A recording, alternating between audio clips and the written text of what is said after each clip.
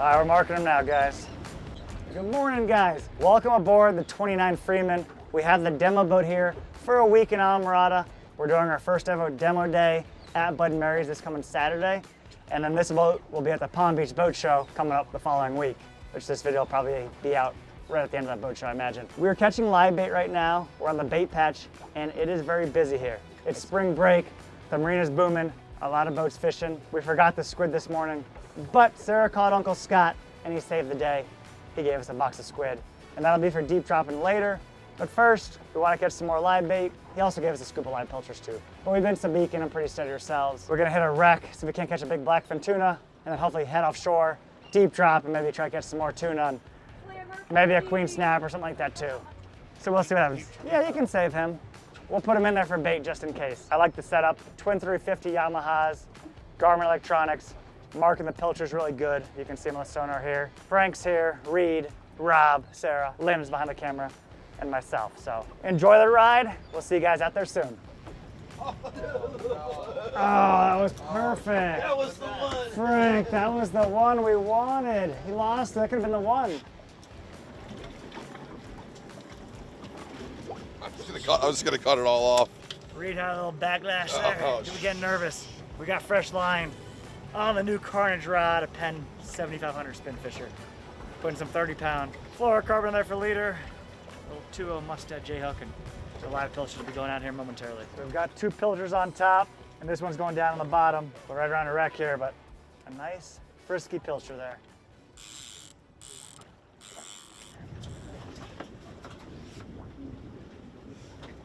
Oh, it's going out right now.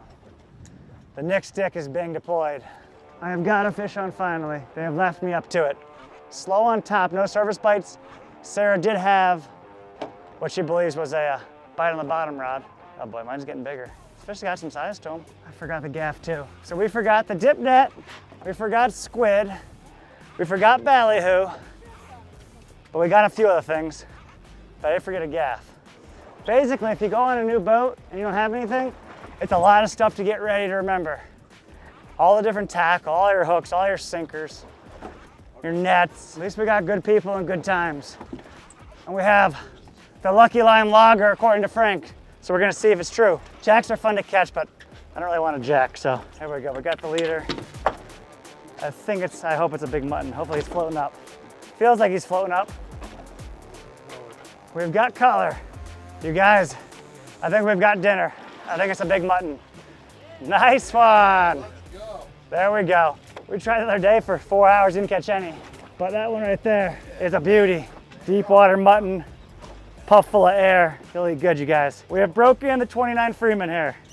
We're on the board. Any bites, Sarah?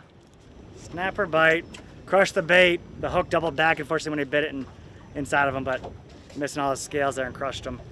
Mutton snapper.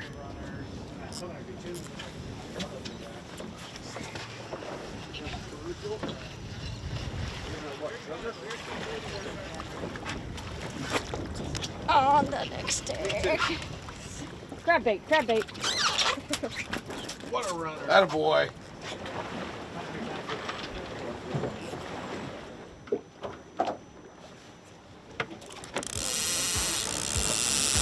Big snapper.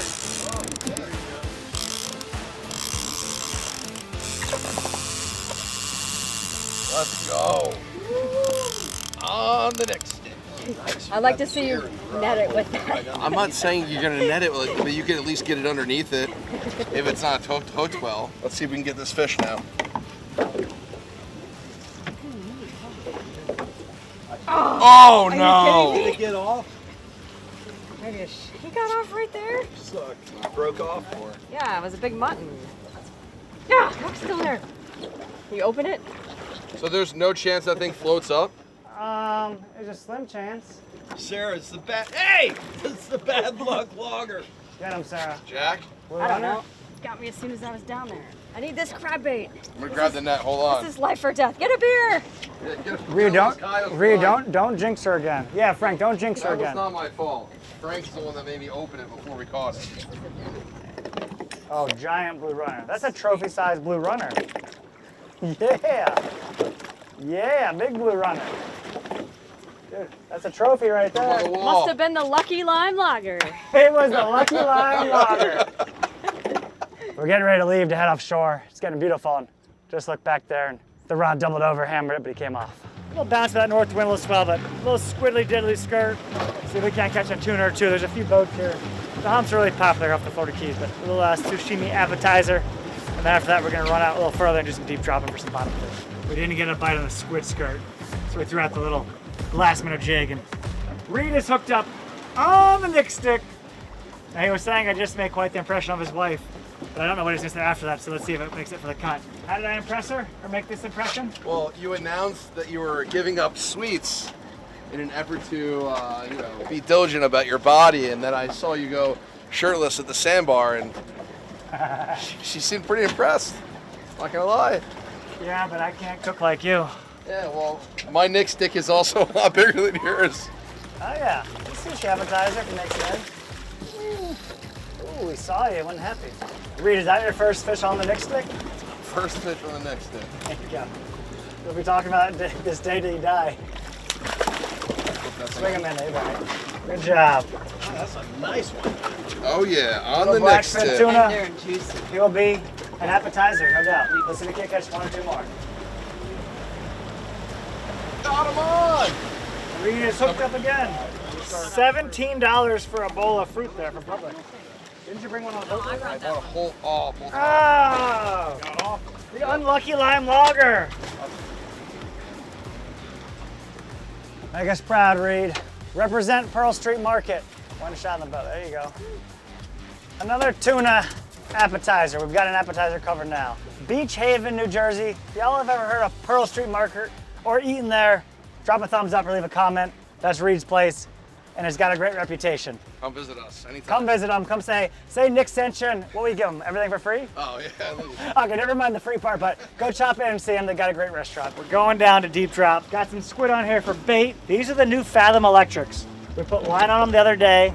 Have not used them yet. This is the first drop we've ever done with them. So we got light braid on here, 30-pound braid, Carnage 3 rod. With these reels, even though they're portable, you got the battery here that pulls in and out. And I've heard really good things so far about them, but I'm excited to try them. Reed's going down on the back, I'm going down on this one. Hopefully we'll get a queen snapper. But you can pick the rod up, you can walk around with it, you can hold it, because it's pretty lightweight. Or if you want to put it in the holder, you can do that too. We got the jig going down as well, the slow pitch. Let's see what happens. You tight? What do you think, queen or jack? I'm coming up. Frank is tight on the bow rod. Oh, to the gunnel. Taking line. Reed, you got the electric. I'm back here doing all the manual labor, jigging my heart out.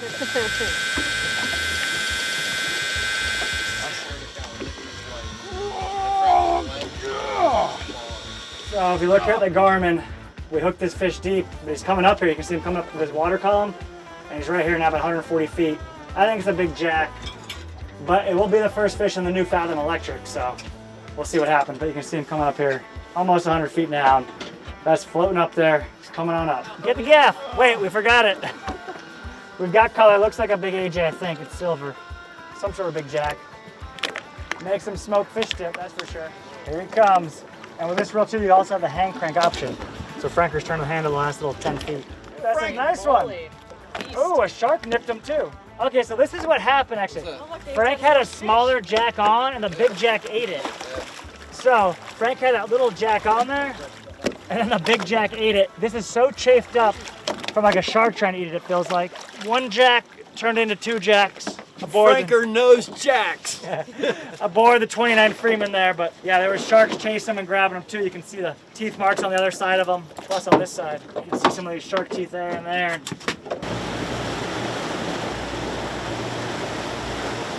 Okay, let's go do one more drift here, then we're gonna run inshore. Arms away. Fair. Well, right? Yeah. That looks like a queen now. He does make a really good sandwich. That's Pearl Street's finest. The fish came out, we got an empty hook. We're gonna run inshore and try to see if we can't hit a yellow edge grouper spot. That'll be a miracle as well. Rob saved the day. Another little jack. Juvenile, lesser amber jack. Keep him, we're gonna let him go, he's in good shape. Bye, buddy. Be free. We're gonna try to get a yellow edge grouper because snowy groupers are closed and then blue line tilefish are closed. We don't really want to catch those, so we're fishing some bigger baits, but we'll see what happens here. Do the first drift here, figure out which way we're going, and then line up again and just keep it in this area. Come on, big grouper. Let me get out of the shot.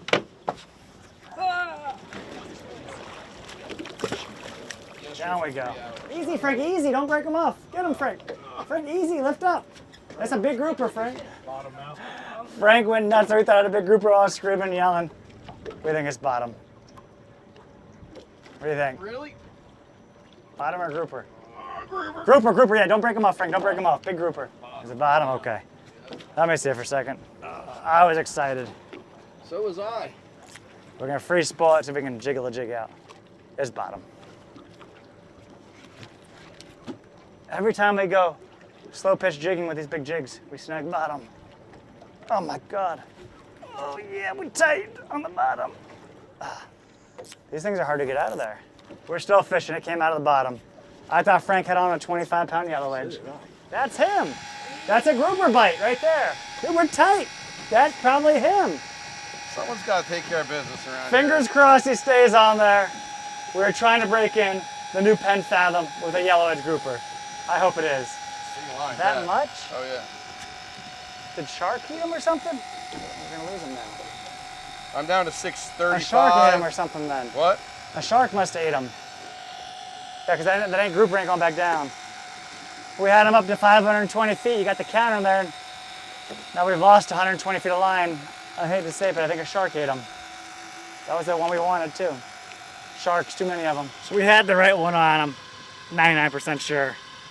Fishing those bigger baits because we're trying to avoid the tile fishing, the blue line tiles. And he was coming up at 100 feet and shark ate him. That'll probably finish up our offshore fishing trip. Maybe we'll stop on the way home for a few minutes. There's 0% chance that's multiple grouper. 0%. I think we just pulled the grouper out of the shark's mouth because now I'm gaining steady. So as long as he doesn't eat him again, we'll be good. But now we're gaining steady. He's 400 feet away. Oh, he's grabbing him again. Never mind. There's no shark shortage off South Florida, I promise you that. It's amazing how strong 30-pound braid is.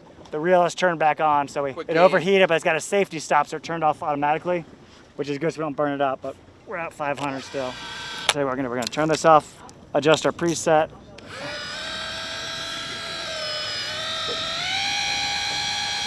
Up. We just made him angry. He took more line. It's the best commercial you could get for Oh my God. the quality of the product. I mean, it's pretty insane that it would hold up like that. This is not what we signed up for. This reel is not designed to catch giant sharks, and that's not what we're trying to do with it.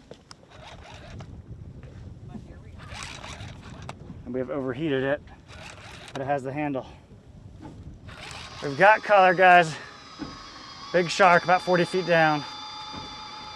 Hoping we don't go swimming. Big shark, you guys. There's no shortage of sharks off South Florida. Let's see if I can get him up here for a little closer look. I think it's a giant silky shark. That is a giant silky shark. Yeah, so we got the silkies and duskies out here eating the tunas, but the smaller dorsal fin there, and that's, I think that's the biggest silky shark I've ever seen. Yeah, here, look at it. Sorry. Bring it to me. Yep. Ready? Yep. Cutting it. If you can save the, yeah, there you go, perfect. So long, buddy. That whooped us. Broke off the bottom hook. Yeah, but he ate what I believe was a yellow edge grouper, which we're trying to get, but hey, it worked. We had the reel handle back up, so that's good. 200-pound shark. No need to do that again. That's crazy. Reed, you want chocolate chip or heat bar? I would never poison myself with that garbage. I could keep my body at tempo. I hope. Give it a little No, no, no, Let me give it a no. little bite. No, and I hope that you will do this now, please. Don't do the same, please. Don't worry. Come on. My One body's bite at of 10. quadruple I would stop. never. I would. Five-banger. Nope. No fish. We're winding them up to head home. We'll see you guys back at Bud and Mary's. So we just pulled back in here to Bud and Mary's Marina. And it was time to come home because the fuel light was flashing. Fuel gauge flashed on one side. We burned 38.2 gallons and went 57.5 miles. We had a pretty heavy load in here. We had a live well full of water. We had 6 people, some ice, and a couple different boxes, the deck boxes. And we got 1.5 miles per gallon And it was a little bumpy going out there. We had the tabs down, but that north wind will swell. If you slow down a little bit, you're gonna get 1.6, 1.7, I feel like. And if you're running really hard, you know, burn a little bit more, but 1.5 miles per gallon. Let's go clean that mutton snapper up. And we have talked Reed, Pearl Street Market's finest, into cooking mutton Parmesan tomorrow at Mermaid's Bay, which is a really nice place to stay down here. There's 3 houses there on a bayfront property. So let's go clean a fish, we'll clean the boat, and we'll see you at the table. It is time to fillet the mutton snapper. That's a real nice fish, double digits, you know, probably right around 10 pounds, maybe 11 pounds. Probably 28, 29 inches. And I'm super excited that Reed is gonna cook this, because that means we don't have to.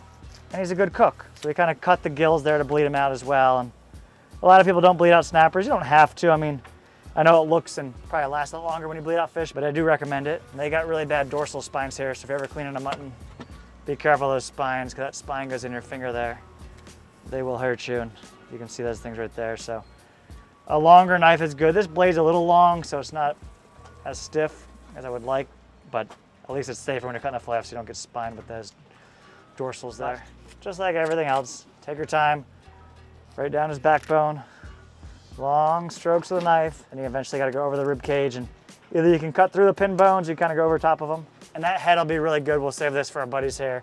The throat's real good. There's some head meat in there, some cheek meat, but that's where the longer knife like this does come in handy. Skinning them. That fillet is off there. We'll take out this one little rib bone there. What I like to do is flip this fillet over, and then there's pin bones in here about halfway back, but usually I'll just cut all the way back there to the end of it. One side all the way down through it. Get rid of that.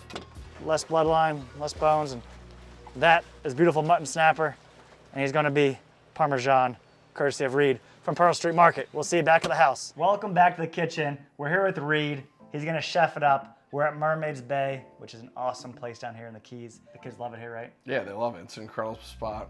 Really happy to be here and enjoying our time. Sadly, going home tomorrow, so. But we talked him into one last meal, the final supper, the last supper, I guess. Yeah.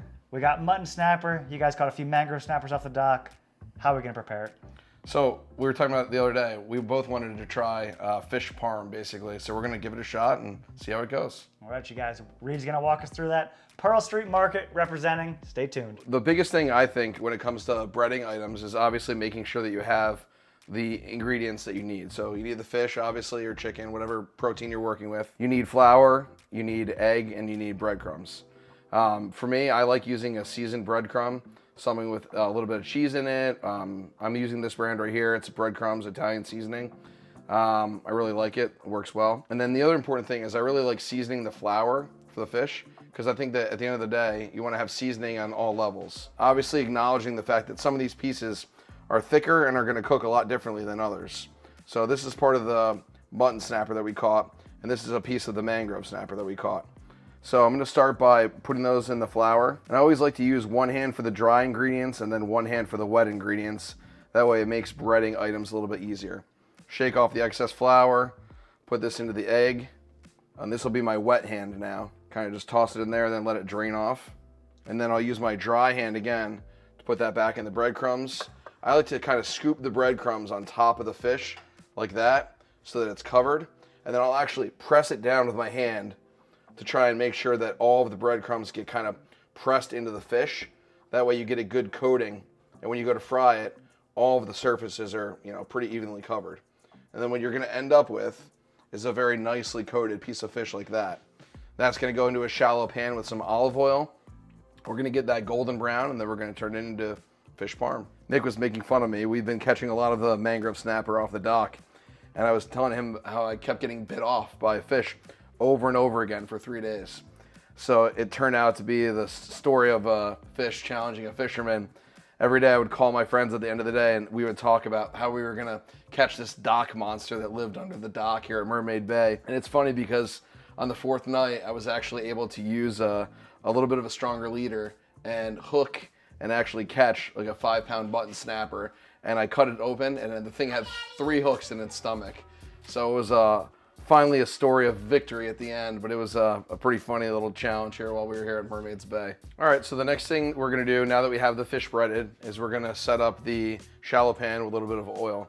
You know, obviously they say when you're frying something, you should use oil that has a higher smoke temperature. So extra virgin olive oil isn't ideal. Something that would be more ideal would be like canola oil or avocado oil, but make what you can with what you have. So that's what we're using today. You're gonna just put a little bit in, and then one of the best ways that you can check to make sure your oil is ready to go is I actually just like to add some of the extra breadcrumbs from whatever I breaded. And when they actually start frying, when you drop them in, you know that you're good to start cooking in the oil that you have. So you're saying that the mangrove snapper was how big? Charlie, turn around. How big was the beast? Well, your hands were a lot wider there a second ago. Let's space that back out. It was about that big, right? Yeah, I like Andy's description. Yeah, that's pretty accurate. Were you glad you caught the beast? Was your dad pretty excited? Could you hear the screaming from when you were in bed? He didn't catch it with you? What now? I was like, Charlie, get the net! Get the net! Yeah, so the pan's hot enough, and the reason why I know is I took some of these little fish nuggets that we have, and I shook some of the breadcrumbs, and you'll see, like in the pan, they start sizzling like that. So that tells me that my oil is hot enough to actually cook on. And you want to be careful. You don't want to burn this stuff. The other thing that I would say is when you're cooking fish, especially breaded, you want to make sure that the thicknesses are pretty comparable. So I tried to cut pieces of the mutton snapper so that they were all relatively equal in size. Just gonna kind of gently lay that into the pan. And then obviously all you're trying to do here is get good color on it. I mean, essentially we're gonna get good color on this, fry it, and then we're gonna end up finishing in the oven anyway. So the biggest thing is just making sure that you don't let it get too dark. You want that good golden color on it. You want to make sure it's cooked just enough so that it aesthetically looks pleasing. So this is only in here for, I don't know, 20 seconds, and it already has good crust on it, good color. This stuff does really darken pretty quickly. So like I said, you don't want to let that overcook. And I also wouldn't be afraid of turning it a lot. When fish is not cooked very well, it holds up very well in the pan. The less it's done, the firmer it is and the easier it is to flip it. So if you're gonna finish it in the oven anyway, I would make sure that you're turning it regularly, making sure that you don't let it get too much color on one side or the other. On a busy day at Pearl Street Market, back in Beach Haven, you said, right? Yeah, Beach Haven, New Jersey, yeah. How many meals do you guys serve there? It's pretty crazy. I mean, my wife and I always joke that we feed the entire town of Beach Haven sometimes. I think on a good day, we could make somewhere between 1,500 and 2,000 sandwiches. We do a lot of breakfast. We do a lot of prepared food. I mean, in a season, we could use, 3,000 pounds of salmon. We usually buy about 5,000 pounds of shrimp that we sell for shrimp cocktail. Do you guys have bluefin tuna there? No bluefin. We do sell a lot of other fresh fish. We have a full fish market. So we have, the local stuff. We've got flounder, we've got sea bass, we've got, salmon and swordfish and all the other popular stuff that people want to eat when they're on vacation. So. Did we tell them the first time that we went fishing, we caught a 250-pound swordfish? It was pretty remarkable. The first time I had ever seen a swordfish, I went fishing with Nick. This is probably about 7 years ago. And we caught a 250-pounder and actually had a really big one follow it up too. So that was a pretty exciting day. And we got queen snapper. Queen snapper. And you harpooned the fish and we got it underwater. We got a couple pictures of it here too. Had an epic underwater harpoon shot. My first ever time throwing a harpoon. Hang on, did I yell at you? Yes, so Okay. Nick had the boat in the most insane turn I've ever seen in my entire life. And the entire time he's screaming at me. I've never thrown a harpoon in my entire life. He's going, throw the dart, throw the dart. And I looked at him, I was like. CJ told me to yell at him. I had no idea. All of a sudden we had a little window of clear water open up and I threw it with my eyes closed and got lucky and hit it. So it was pretty awesome. It was a good shot there. Yeah. Lamar from Revenge of the Nerds would have been proud. So now that we have the fish fried, we're gonna finish it off in the oven. Usually they say in terms of cooking fish, it's That was not me. a couple things. I dusted them a little bit with salt right after they were done being fried. I think that really does add a lot of flavor to it. The other thing I was gonna say is I think when it comes to fish, fish this thick especially, you're never gonna finish that in the pan. It's gonna overcook, it's gonna get too dark. So we're gonna finish it in the oven at like 350 for about 12 minutes. And during that time process, we'll also top it with a little bit of marinara, low moisture mozzarella. If you use like fresh mozzarella, in my opinion, it has too much water in it. And because of that, when you go to put it in the oven, all of that water cooks out of the cheese and it just turns out very watery. So I think using a low moisture mozzarella is really good. And I actually like to top any sort of Parmesan dish that I have with a little bit of grated Parmesan as well. And I think that that imparts that like salty, good flavor as well. So we're gonna go ahead and top this and see how it turns out.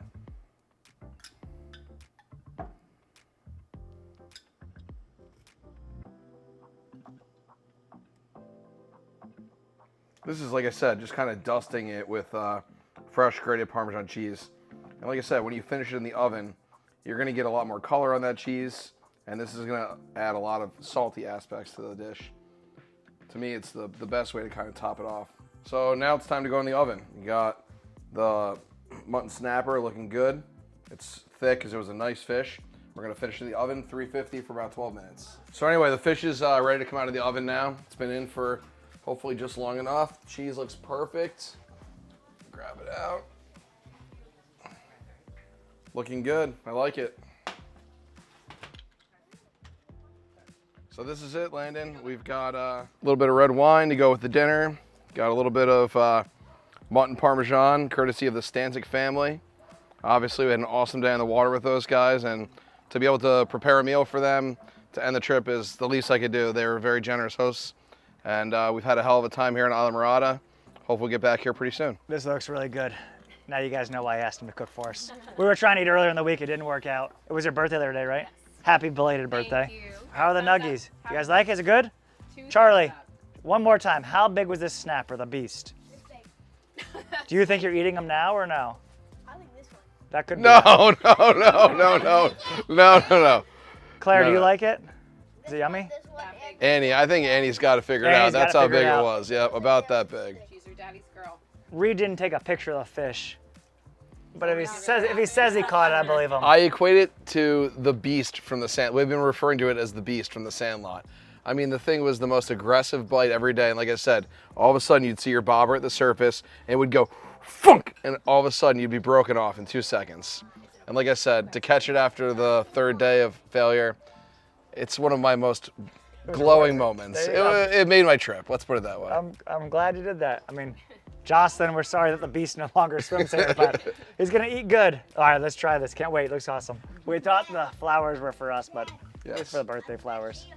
And I've never had spindrift until the last few days. It's actually pretty good. You got a hook? Yeah. Did your dad leave any bones in the beast? No, the legend grows though. We have a fish like this in New Jersey called a tog. I know I was talking to you about coming up to do a tog adventure. Maybe the next time we get together, we can do a tog adventure with tog Parmesan in New Jersey. That'd be good. He's been telling me to go to see him for about 7 years straight, but I don't leave the Rock, which is the, Islamorada down here, the little islands that we live on, very often.